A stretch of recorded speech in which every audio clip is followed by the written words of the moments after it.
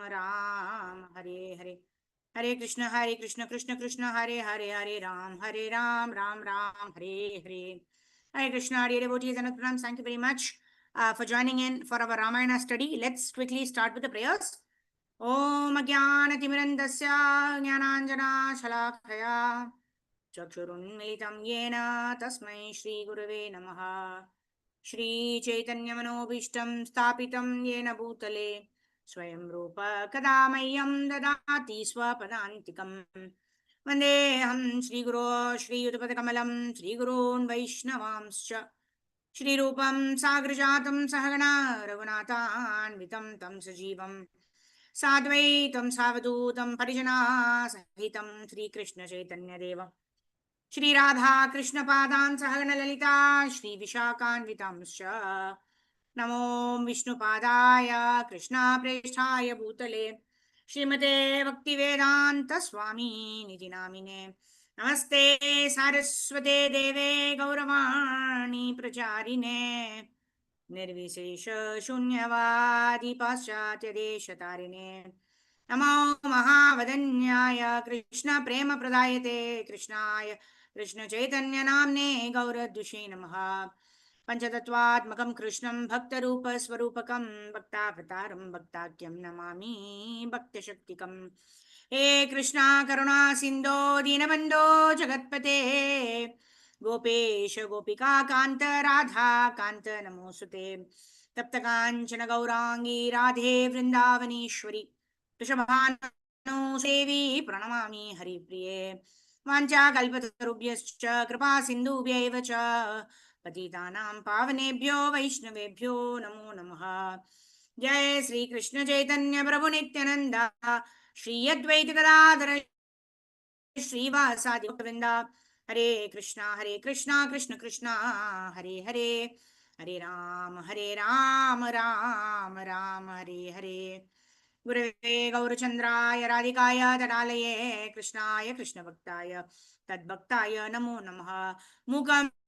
Karochalam Pangum Langayate Girim Yatkripa Tamam Mande Shri Guru Dinatarinam Paramananda Madhavam Shri Krishna Chaitanya Mishwaram Hari Om Tatsat Hare Krishna.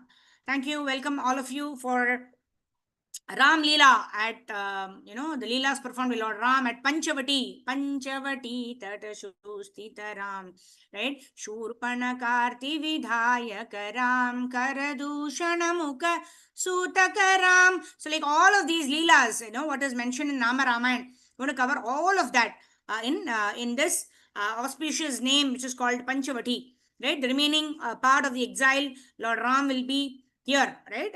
Whether it is the cutting of Shurpanaka's nose, and then Marich comes, and then Ravana kidnaps Sita, and then meets Sugriva and Hanuman. That begins the starting of Kishkinta Kanda. Yeah. So let's quickly go ahead and see how this beautiful Leela is described in this book. Almost on the end of this chapter.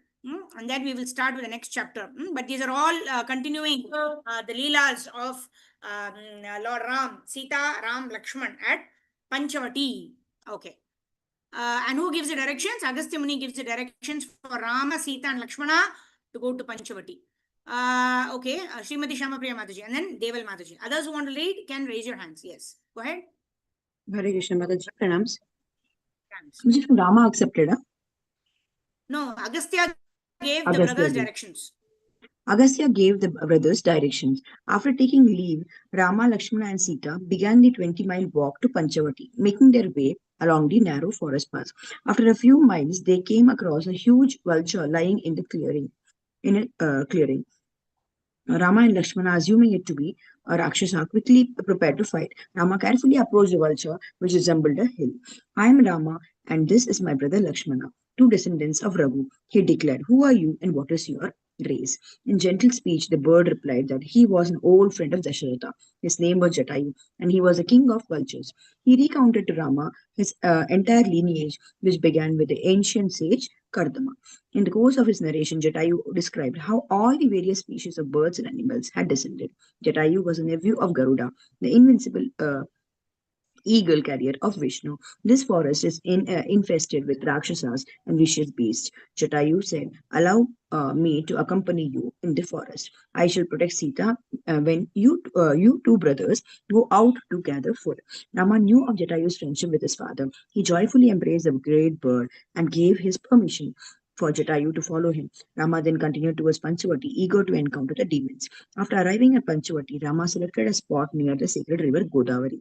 Lakshmana sanctified the spot with prayers and water from river. He constructed a large hut with mud walls supported on strong wooden pillars, its roof hatched with kusha grass and reeds. Rama was delighted to see the beautiful cottage and he embraced Lakshmana. "With you as a son, virtuous and always attentive to my needs and desire, surely the king still lives," Rama said affectionately. "O Lakshmana, you are to me as good as my beloved father." Rama and Sita settled in the dwelling and lived peacefully, bathing in the Godavari and enjoying the sights and sounds of the forest. Hare Krishna. Shall we continue? Yeah, you can. Yeah, yeah, go ahead. Chapter 7. The Rakshasi Shurpanaka.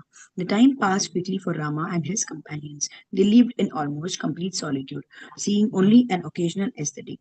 Although Rama wanted to face the Rakshasas, no opportunity presented itself. One day, just as that 10th winter in exile was ending, a powerful Rakshasi named Surpanaka, a sister of Ravana, came to the Panchavati region. While she was roaming about looking for food, she saw Rama's footprints and followed them. Soon as she arrived at Rama's cottage, as she came near the hermitage, she saw Rama seated outside his hut. She was immediately attracted to the handsome Rama with his powerful frame and majestic bearing. Her mind filled with lust, and she assumed the form of a beautiful woman and walked slowly before him. "Who are you, dressed in ascetic wrap, yet yielding weapons?" the Rakshasi asked. "Why have you come to this forest which is frequented by Rakshasas? Be pleased to tell me." Rama looked guilelessly at the Rakshasi. There was a powerful king named Dasharatha. He replied, "I am his son, and this is my brother Lakshmana. There is a prince of Videha, my wife Sita. On my father's command, I am sojourning here in the forest. Now tell me, who are you, O beautiful maiden? Who is your husband? Who seemed to me to be a Rakshasi capable of assuming various graces? Tell me truly why you have approached me." Oh, 1 second.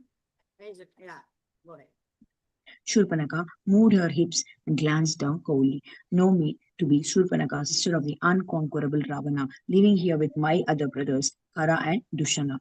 I ranged these words, devouring aesthetics and causing fears to all. However, upon seeing you, I longed to embrace you as my husband. Shurpanaka hoped that even if Rama was not attracted to her, out of fear of her, he might accede to her request. Hearing that she was a Rakshasi, Rama and Lakshmana looked at her in surprise. In her fine silks and ornaments, she appeared exactly like a celestial maiden. She moved closer to Rama and smiled. "Oh Rama, of what use of you is this skinny and deformed woman?" she asked, throwing a disdainful glance at Sita. "Accept me as your wife. I am possessed of great power.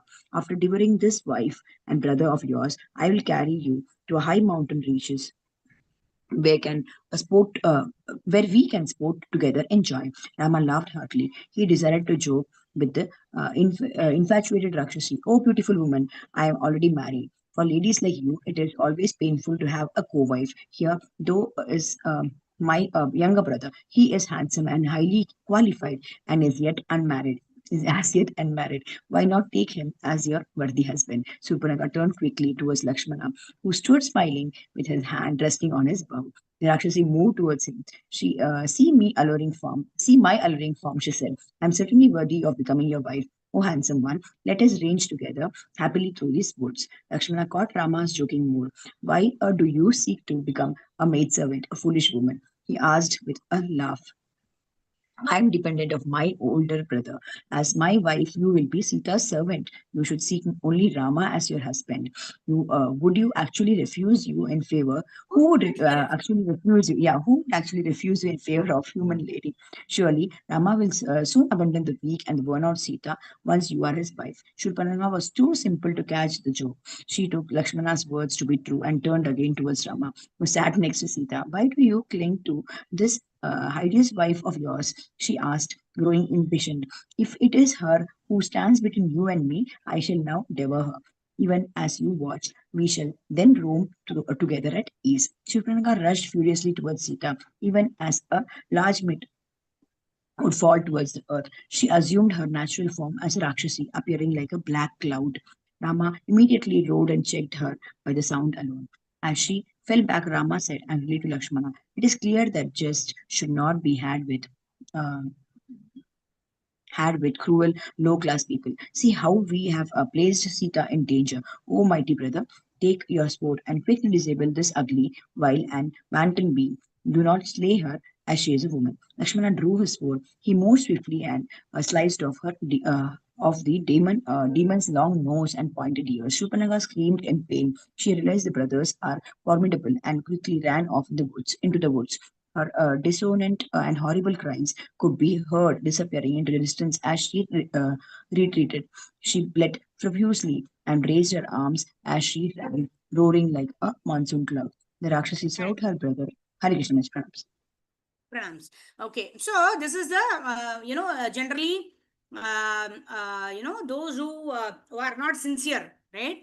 What do they do? They assume hideous forms, and in this way they come to entice, right? But those who are sincere, um, if Shurpanakha was really attracted towards Lord Ram, she could have come in her own form, right? So, but she assumed the form, disguised herself, to show herself as somebody whom she is not, right? That's called kapata, right? Patita, we are all fallen, right? We all have material desires, we want this, we want that, etc., right? That is okay, but then we should project ourselves to our guru or to Lord Sri Krishna in the way we are. Whatever our desires are, we should accept our fallen condition. So when we accept our fallen condition in front of our guru, in front of the Lord, then the Lord will be merciful to us, and then the Lord will clear off all these anarthas, the desires for sense gratification in our heart, right? So it's not wrong to have sense gratificated desires. That's precisely the reason we are in this material world. We wanted to enjoy independent of the Lord. That's why we are here in this material world. So it is okay. The Lord will deliver all of the fallen souls in this world. That's the purpose of the incarnation of the Supreme Personality of Godhead. So we are fallen for sure. Patita, right? Patita pavana hetu tava avatara mosama patita prabhu na paibe ara. Right? Who is that? Chaitanya Mahaprabhu. He is specifically incarnated in this age of Kali to deliver fallen souls like us, right? But we need to be sincere and transparent and not assume forms that we are not actually, right? If we assume forms, then this is what will happen to us. Shurpanakha's seen whatever happened, right? She assumed a beautiful form, she ridiculed Sita, and she was willing to do anything. She was willing to cause harm to anyone else just because her own wishes had to be fulfilled. Yeah. So it is absolutely justifiable that Shurpanakha went. She was attracted by Lord Ram. She went and asked Lord Ram, but when she knew that Rama is saying that I'm already married, right? You go to Lakshmana. You went and asked Lakshmana also. Lakshmana said, okay, you have to become the maid servant of Sita. So either she should have decided, okay, do I want to continue, marry Lakshmana and become the maid servant, or if I don't want this, I don't like this proposal, let me go back. Right? So that is okay, because we all have desires, but we should not try to get our desires fulfilled at the cost of others, right? By exploiting others, by destroying others, by walking over others, right? With that intention, if you want to exploit, we want to exploit others and want to what do you call, want to our own desires to manifest, then definitely we will meet the end that Shurpanakha is meeting. However, if we are fallen, but still we are not able to give up the material desires, we surrender to the Lord, we show uh, you know our true side to the Lord. The Lord is there in our heart. Sarvasya chaham yadi sanni vishnu mata smritir jnanam aponacha. Everything, even before we realize that we have a particular desire, the Lord already knows. So if we are sincere and we pray to the Lord, oh Lord, these are the anarthas that I'm living with. I'm conditioned by these anarthas. I'm not able to get over it. Please help me. Krishna, please help me. Guru Maharaj, please help me. Srila Prabhupada. So in that way, when we heartfully surrendering to the Lord, Guru and Gauranga, and we are praying to the Lord to be cleansed of all the material desires, then the Lord, His power is so much, right? His power is so much times higher than how much fallen we can be, right? So, as much sins as we cannot commit, the Lord has the capacity and the power to forgive, right, and forget those sins and take us on the path of bhakti, isn't it? So we should not worry so much about our anarthas, but we should glorify that Lord who is capable of vanquishing all of the anarthas that we have, right, and all the other anarthas that we could ever get, right? Even if all the anarthas were to be kept together, simply a drop of the mercy of the Lord is capable of extinguishing all these desires. So it is not wrong to have desires, but akama sarva kamava moksha kama udaradi tivrena bhakti yogena yajeta purusham param. If we simply worship the Lord, pray to the Lord, beg the Lord that I'm having all these material desires, Krishna, please help me, right? Srila Prabhupada, please help me. So we will get the necessary intelligence, right? Tesham mevanukampartam aham ajnanacham tamah nashayami atmabhavasto jnana deepena bhashvatah. Krishna will light the lamp of knowledge in our heart, by which all of the kama, krodha, lobha, moha, mada, matsarya, which are in our heart, which is causing all of these immoral actions to be done by us, right? All of this will be removed by the root, by the causeless mercy of Guru and Gauranga. All right, let's move ahead. What is now Shurpanaka's nose is cut, and now Shurpana is going to run back to Khara and Dushana, right? Those are her brothers who are staying in the Panchavati forest. So let's see what they are saying, what help they are likely to offer to Shurpanaka. Okay, so the Rakshasi sought her brother Kara. Yeah, Deval Mataji, go ahead. And then Subbarao Prabhu. Yes. Yeah. Hare Krishna Mataji, Pranam. The Rakshasi sought her brother Khara, who was the leader of the Rakshasas in the forest. Going before him, drenched in blood and crying. Loudly, she dropped upon the ground like a bolt from the blue. Khara sat surrounded by numerous powerful Rakshasas. He was holding a massive club. When he saw his sister state, he frowned. What fool has done this to you? What fool has done this to you? The Rakshasa snarled. Who has ignorantly goaded a poisonous serpent with his finger? Whoever has assailed you has fastened around his neck the noose of death. Tell me explicitly, O sister, who will bring me to with his end at my hands? Khara stood up. He was proud and arrogant. He took the offense to his sister as a personal insult. Who could possibly have been so bold as to provoke me? He thundered. Whose foaming blood will soak the earth today? Whose flesh will the vultures delightedly tear from his body when he lies slain by me on the battlefield? Quickly tell me the name and whereabouts of the wretch.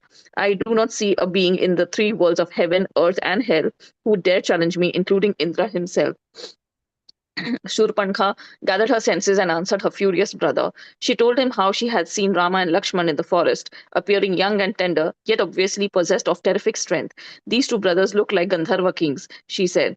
They are dressed like ascetics and seem to be in perfect control of their senses. I could not ascertain if they are humans, gods, or some other divine beings. In their midst, I saw a young lady of faultless form and beauty who shone like the moon. On account of that lady, I was reduced to this state by those two brothers. Surpankha asked Khara to kill them immediately. Holding a cloth to her wounded face, she said, I long to drink the blood of that slender woman as well as of those two brothers. Quick accomplishment desired your brother. Go now to where they are staying and slay them in an encounter. Khara at once ordered 14 powerful Rakshasas to go and attack the two princes. He told his sister to accompany them. Once these Rakshasas have made short work of these three, you may drink their gushing blood. Dragging their corpses on the field of battle, pierce their soft flesh with your long teeth. Like clouds driven in storm, the 14 Rakshasas, along with Surpankha, sped towards Ram's hermitage. As they arrived, they saw Rama seated at ease with Sita in front of their hut. Lakshman was nearby chopping firewood. Rama saw the Rakshasa entering the area of his hermitage, and he said to Lakshmana, Wait here by Sita's side. O son of Sumitra, I shall quickly dispatch these evil marauders of the forest. Indeed, I have long awaited just such an opportunity.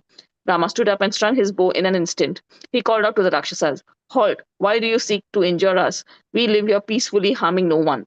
Armed with my bow, I aim to make this forest free from the likes of you. If you have any love of life, then flee now and never return. Otherwise, stand on the battlefield and witness my show of strength. The Rakshasas looked at Rama and laughed. Each of them was twice as tall as Ram. Their bodies were hugely powerful and they were equipped with fierce weapons. They considered Ram's threat comical. It was a rare human who could face even one Rakshasa in battle, and they were 14. Their leader replied harshly to Rama, Foolish human, what power do you have to face us in battle? He said, his voice resounding around Rama's hermitage like a great drum. You have angered our master Khara and thereby brought death upon your head. Hit by our iron clubs and swords, you will soon succumb to our might. Boast while you can, for in a moment you will give up your valor and indeed your life. All 14 Rakshasas rushed at Rama. They roared loudly and hurled large iron darts. Rama stood his ground. Releasing 14 arrows, he cut down the darts as they flew at him.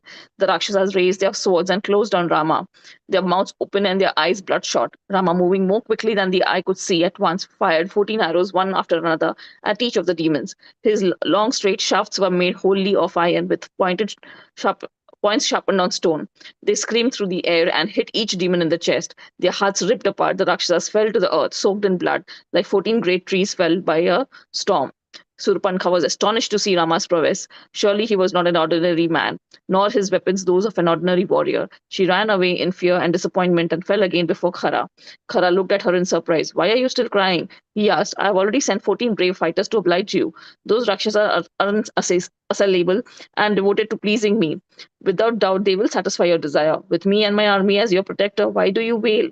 Surpankha told her brother what had happened. She sat before him trembling with blood encrusted on her face and clothes. Khara listened in amazement as she spoke. Although your 14 fighters were angry and impetuous, they were quickly slain by Ram. He exhibited fearsome energy and power. His arrows were like rods of death. All 14 Rakshasas are now prostrate upon the ground, killed easily by Rama. O Khara, my mind is possessed by terror when I think of Rama. Be my protector. Surpanka rolled about on the ground, beating her chest and shedding tears. She mocked her astonished brother, trying to goad him into battle with Ram. What is the use of your idle boasts? Go and face Rama in a fight. You will soon see your energy and pride humbled. Or if you actually do have any power, then let it be proved. Slay the two brothers today and avenge me and your 14 servants.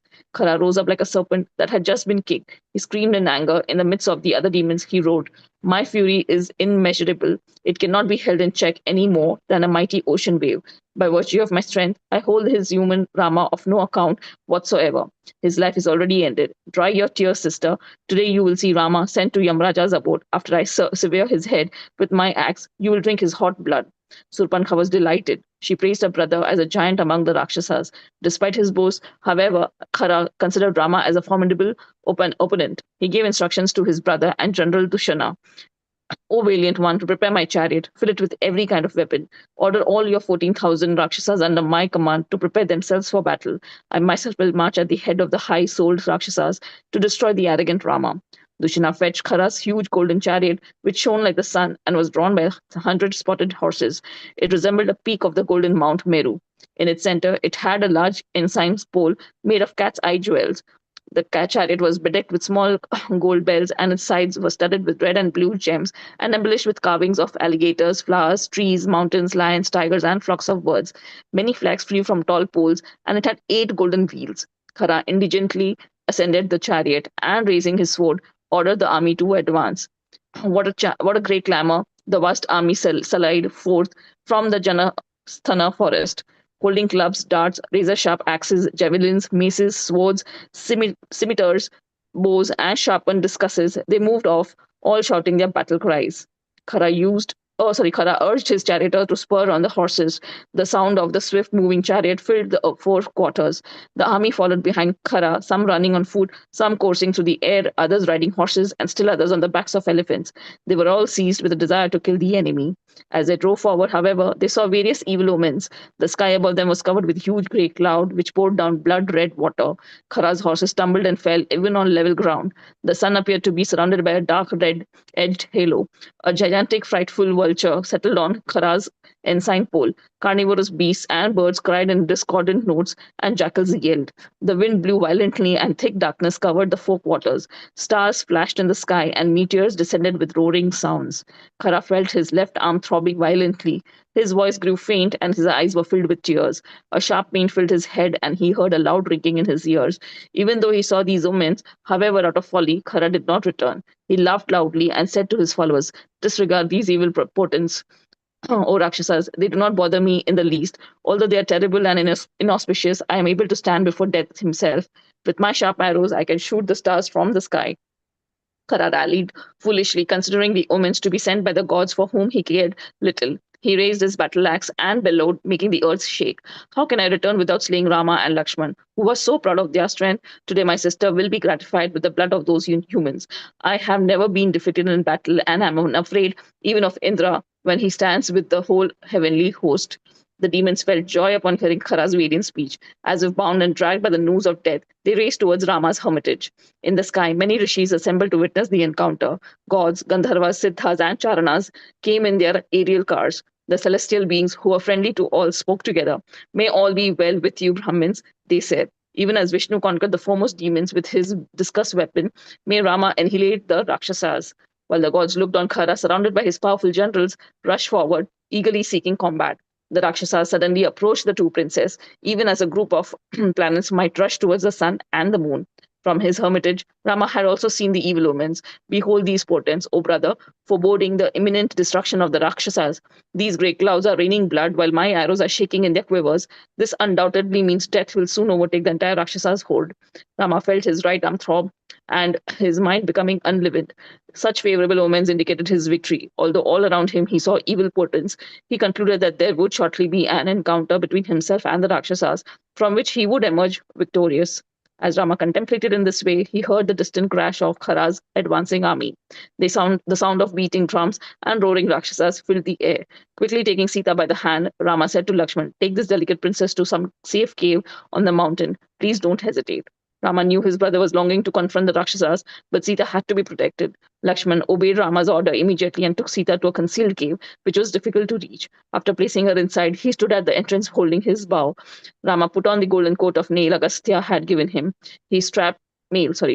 He strapped on the two inexhaustible quivers of arrows and tied his sword to his belt. Standing rooted to the spot, Rama looked like a brilliant flame suddenly appearing in darkness.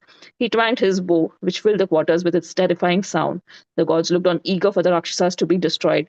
They gazed at Rama, who stood fearlessly before the charging Rakshasas. He resembled the invincible Shiva, seized with fury, but he was single-handedly facing 14,000 terrible demons.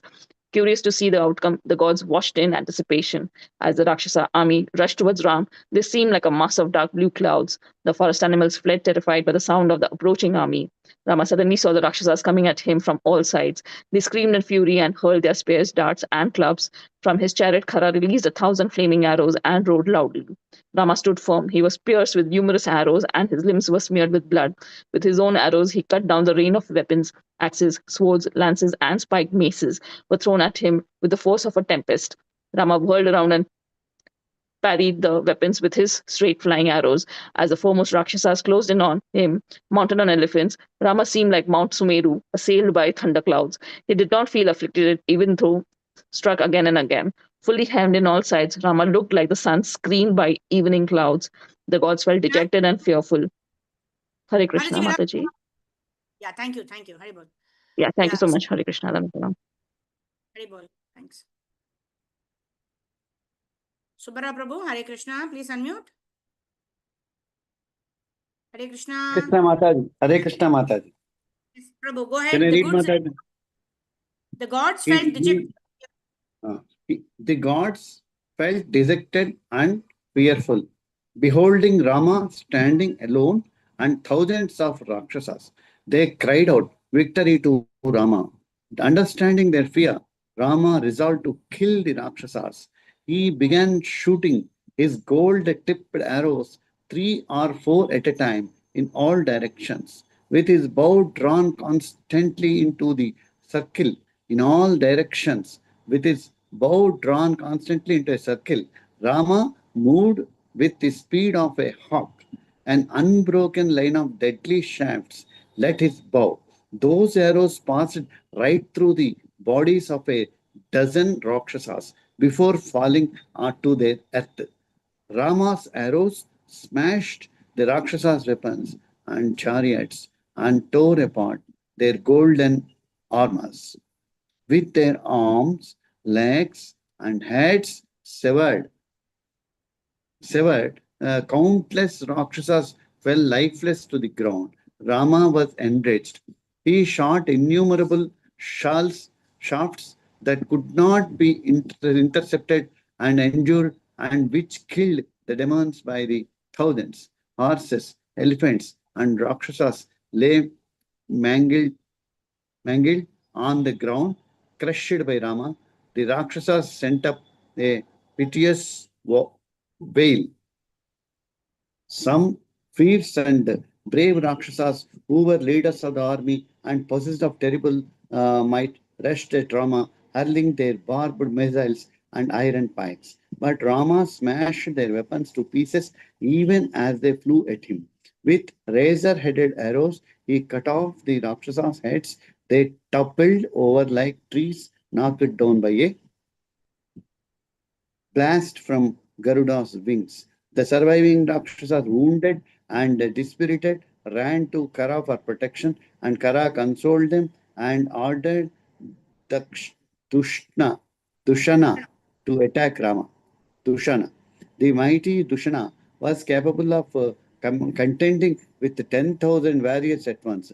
With a great roar, he urged his chariot forward. The Rakshasas were encouraged to see their leader advance.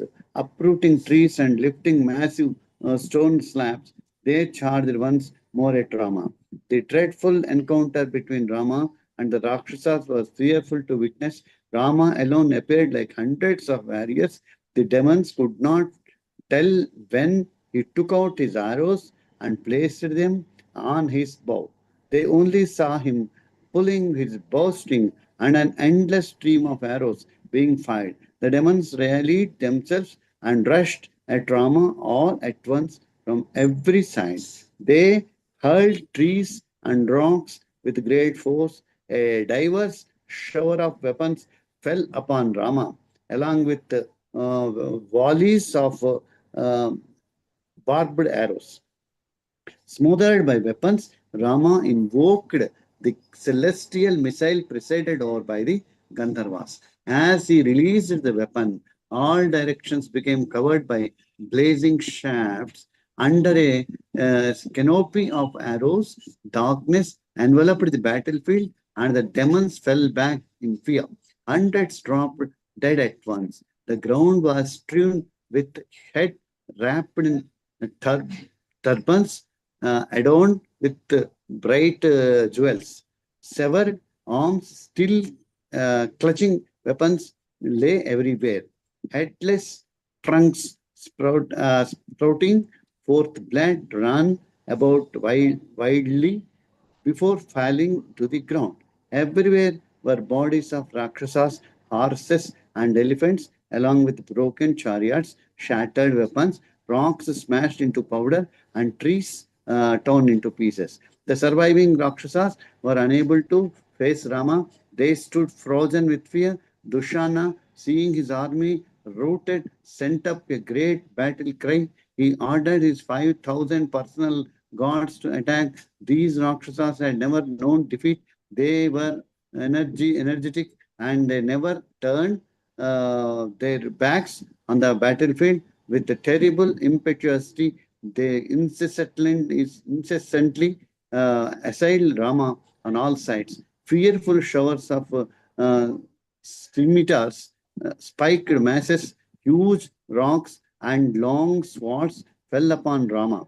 Rama, becoming increasingly enraged, intercepted the volley of weapons with his arrows. Some weapons he struck down with his whirling sword as he stayed the Rakshasas, who fell like so many great oak trees cut at their roots. Okay, Dushana then. now we'll ask Archana Sri Radha Mataji. Please continue reading. Dushana then rushed to Rama in his chariot. So there's nothing much to explain in all this. There are wonderful pastimes. How Rama is, like Prabhupada explains, how the moths rush into fire. Right? The moths, they think that they will devour the fire, and they are rushing into the fire. But what do the moths? What happens to the moth? The moths, they all die. Right? As with great vigor and speed, they rush into the fire. They get burnt by the fire and the moths die. Right? So like that, all of these Rakshasas think themselves very powerful. They think that nobody else is as powerful as them. So these are all their ahankara, which is manifested in their hearts, and which is all making them rush towards the Supreme Personality of Godhead. And just like the moths are burnt by the fire, similarly, as fast as they go rushing towards Lord Ram, we can see here that Ram is just cutting them, all of them, into pieces. They're all falling down like trees fall down from a from their roots, right? They all just fall down like that. Okay, let's move ahead. Very descriptive way of how the Kara and Dushana are being defeated by Lord Ram. So let's continue reading. Okay, where is Archana Shrita Mataji? Haribol. Oh I yeah. am here, Mataji. Yes, yes, go ahead. Dushana then rushed towards Rama in his chariot, discharging innumerable arrows like thunderbolts. Rama released a razor like arrow which split apart Dushana's bow. With 4 more shafts, he killed the 4 horses drawing Dushana's chariot. He then released a crescent headed arrow which severed the head of Dushana's charioteer. With 3 more arrows, Rama pierced Dushana's chest. The demon jumped down from his chariot, holding a mace which resembled a mountain peak. The glowing club was studded with sharp iron pikes and belted with gold. It was capable of crushing the celestial army and smashing down the gates of their citadels. Dushana tightly grasped that weapon, which resembled a large serpent and was stained with his enemy's blood. Raising it above his head, he rushed at Rama with a huge roar. As Dushana bore down on him, Rama lopped off his arms with a pair of arrows. Along with his bejeweled arms, Dushana's club fell to the ground. With a third crescent head shaft, Rama cut off Dushana's head. Seeing Dushana slain, the gods exclaimed, "Excellent, well done." Rama then swiftly dispatched all of Dushana's 5,000 warriors to death's abode. Kara was practically stupefied with anger, seeing his army, but all but annihilated. He charged Rama. He sent ahead of him his own guards, a dozen of mightiest Rakshasas. As one might greet guests, Rama greeted each of those demons with his sharp arrows. Those mystical shafts given by Agastya were encrusted with gold and diamonds, and they blazed like fire. They emitted smoke and sparks as they sped through air. Tearing into the demon's body, they split their hearts into two. Kara looked on into astonishment. Who was this human? Besides his personal guard, the three-headed Trishira was the only other demon alive. Kara advanced towards Rama, but Tishira checked him. Simply command me, O Lord, and I shall vanquish this man. Trishira said, raising his mace, see him thrown down today by my might. This wicked one deserves death at the hands of all Rakshasas. I shall kill him now, or I will lay down my life on the battlefield. Then you may march against Rama yourself. Therefore, order me to fight. Trishira, who was wishing only death, received Kara's permission. He mounted his glittering chariot and rushed against Rama. The demon appeared like a moving 3-peaked mountain. His volleys of arrows resembled a black cloud. As he charged at Rama, he roared like a crash of gigantic drum. Rama met with a profuse number of shift arrows. Although the arrows dug into Trishira's body, he simply laughed. He hurled a golden lance tipped with steel and fastened all over with many small bells. The lance glowed like fire as it sped towards Ram. Firing these arrows at once, Rama cut the lance into 4 pieces. It fell at his feet like 4 shining stars dropped from the heaven. Trishira immediately shot these 3 barbed arrows, which struck Rama on the forehead. With blood gushing from his head, Rama appeared beautiful like a mountain tipped with red oxide. Provoked by Trishira's attack, he laughingly shouted, "Just see this demon's strength and valor, but what will it avail him? His arrows, although fired with all his power, strike me so many flowers. O demon, now see my prose." Rama became excited. He shot 14 serpents like arrows into Trishira's chest. With 4 more shafts, he killed Rakshasa's 4 horses. Rama severed the head of his charioteer with broad-headed arrow. He then struck down the demon's ensign and shattered his chariot. As Trishira leapt from his broken chariot, Rama struck him on the chest with an arrow imbued with the force of thunderbolt. The Rakshasa stood stunned by that arrow. Rama quickly fired 3 razor-headed arrows, which lopped off the demon's 3 heads, and heads rolled on the ground with their golden earring glittering glittering. Trishira's body fell like an uprooted tree, and the ground shook. Kara felt fear enter his heart. His entire army was slain. Fierce Rakshasas who could face even the gods now lay dead on the battlefield. He looked at Rama, who stood as immovable as Himalayan mountain. Still Kara urged his charioteer forward. He drew his great bow to full circle and fired innumerable arrows at Rama. His blood sucking shafts sped through the air like angry serpents. Kara then displayed his mystic power and filled the four quarters with arrow. Rama at once countered Kara's shaft with his own. The sky was soon covered with arrows, and not even the sun was visible. The two warriors fought furiously, the battle resembling a fight between the lion and an elephant. Like a driver striking a lordly elephant with the goad, Kara struck Rama with number of fierce arrow. The demon stood firmly rooted in his chariot, like death himself with noose in hand. Thinking Rama tri- tired, the Rakshasa felt the moment opportune for his victory. He stood tall in his chariot and raised his frightful looking bow. Rama, however, was no more concerned than a lion would be on seeing a small deer. Kara approached Rama as a moth approaches a fire. Displaying his dexterity, he split Rama's bow in two with razor faced arrow. With seven more shafts, each resembling Indra's thunderbolt, he pierced Rama at his vital point. He then covered Rama with another 1,000 arrows, feared with blinding speed. Hit hard by Kara's shaft, Rama's bright armor fell in pieces to the ground, with arrow piercing him all over his body. Rama became enraged. He shone on the battlefield like smokeless fire.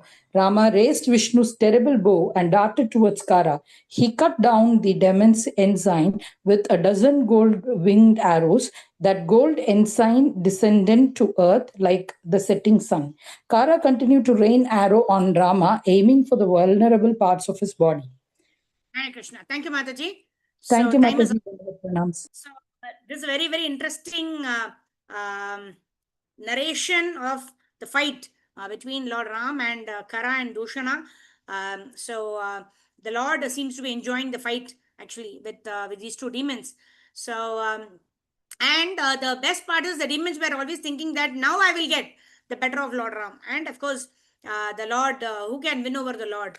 So we'll continue this on Wednesday, right? Monday, Tuesday, we'll do Bhagavatam again. Again on Wednesday, we will come back to this pastimes at Panchavati, and we will see how Rama kills Kara and Dushana, and then how Shurpanaka will now rush to Ravana to actually tell about Sita, right? There's a beautiful lady there. You know, when she was talking to Rama and Lakshmana, she said, "Who? Why are you be standing behind this lady? You know, she's just a normal lady. While I am an Apsara, like that." But in her heart of hearts, she knew that Sita is so beautiful, and that's what she uses as the crux in front of Ravana. Right? Otherwise, why would Ravana be interested in getting Rama for Shurpanaka? Right? All of these demons are, what is in it for me? What will I get out of this? That is the mood and consciousness of demons. Right? It's only devotees who are thinking, how can I serve the Lord? How can I serve my Guru? The demons are those who think that, what can I get out of this? What is in it for me? That is the consciousness of demons. So, Shurpanaka, knowing the heart of Ravan, what does she tell her own brother? She twists the tail to tell that Sita is very beautiful. You should go and marry Sita. In that way, she wanted to project the enmity, right? To start the enmity between Ravana and Lord Ram. So, like that, they are just manipulating each other so for their own sense gratification. And that is the quality of the demons. So, let's see how Ram will defeat Kara and Dushana, and then Ravana himself will come. And Ravana will also not come directly, right? He will come disguised as a Brahmin and will abduct Sita, and then we know the past time. But let's see how it is narrated in the pages of this book by His Grace Krishna Dharmadas Prabhu. Sitaram Lakshman Purushottam Hanuman ji ki jai. Jagat Guru Srila Prabhupada Srila Gurudev ki jai. Nitai Gaura Premanande Hari Hari Bol. Raghupati Raghav राजा राम पतित पावन सीताराम सीताराम जय Sitaram Sitaram Jaya Sitaram. Sitaram Jaya Sitaram. Sitaram Jaya Sitaram. Raghupati Raghav Raja Ram Patita Pavana. Sitaram Jaya Jaya Prabhupada Prabhupada. Gurudev Gurudev Nitai Gaura Hari Bol Hari Bol Hari Bol Hari Bol. हरिनाम संकीर्तन की जय। जगत गुरु श्रील प्रभुपाद श्री गुरुदेव की जय। अनंत कोटि वैष्णव वृंद की जय। निताय गौर प्रेमानंदे हरि हरि बोल. So tomorrow Srivas Thakur Sthirabhakti, day after tomorrow is Yogini Ekadashi Mahamotsava. So do join us for Bangalarati. I mean to say Shikshastakam prayers, and followed by 10 offenses to be avoided while chanting Hare Krishna, followed by chanting Hare Krishna Mahamantra, which Prabhupada from 4:30 a.m. to 7:30 a.m. Indian Standard Time. Do join us for some time or full time as per your convenience. And tomorrow is Saturday, and then Saturday is Sunday. Sunday is Ekadashi, so we'll have our morning Brahma Murta session, as well as morning 11 o'clock, right? No, 11:30 a.m. We are using a different ID this time. So it's falling on a Sunday, so 11:30 to 12:30. We will be having our special Ekadashi session, Yogini Ekadashi. So we will do our regular schedule of studying the Ekadashi Mahatmya. We'll sing one bhajan, and then we will now start with the first verse of Bhagavad Gita. So this will be every Ekadashi we'll try to study Bhagavad Gita. We'll try to see if we can complete by I don't think so. We are doing only on Ekadashis. So let's see. It's okay. Probably I think this is the second or the third time we are starting Bhagavad Gita. So we'll do it again and again, because study of Bhagavad Gita we need to do again and again, so that there are more and more realizations, and we get more and more enlightenment about how to apply the principles of Bhagavad Gita in our life. So thank you very much. So I think at a particular point we'll be doing Bhagavad Gita, Bhagavatam, and Chaitanya Charitamrita. So hopefully after Ramayana we'll start Chaitanya Charitamrita. Thank you very much for joining in. Jagat Guru Srila Prabhupada ki jai, Srila Gurudev ki jai, Ananta Koti Vaishnava Vrind ki jai, Nitai Gaura Premanande, Hari Hari Bol. Thank you, devotees. Thank you, Harjeet Mataji, and our little Namesh Prabhu, Rajneesh Prabhu, Rajeshwari Rajiv Mataji, Srimati Shamapriya Mataji, Archana Sri Radha Mataji is also expecting a nice child very, very soon. So very inspired by Mataji's enthusiasm to join, last few days. It's really wonderful. Thank you, Mataji. Shobha Mataji, thank you. Subbarao Prabhu, Karpagavali Mataji, and all the devotees, Deval Mataji, Sudha Mataji, Nagavani Mataji, thank you very much. Vanchakalpatarubhyascha kripa sindhu bhyevacha patitanam pavanebhyo vaishnavebhyo namo namaha. Nandakuri Vaishnava Vrind ki jai. Nitai Gaur Premanande. Hari Hari Bol. Thank you. Hare Krishna. We'll meet you all tomorrow morning, 4:30 a.m. Danad Pranams. Hare Krishna. And of course, we are thanking Srimati Shamapriya Mataji. She's there in all the sessions, and she's the first one to log in, and she shares screenshots of all the devotees who are there. And whoever switches on the camera, Mataji is closely observing who are all actually taking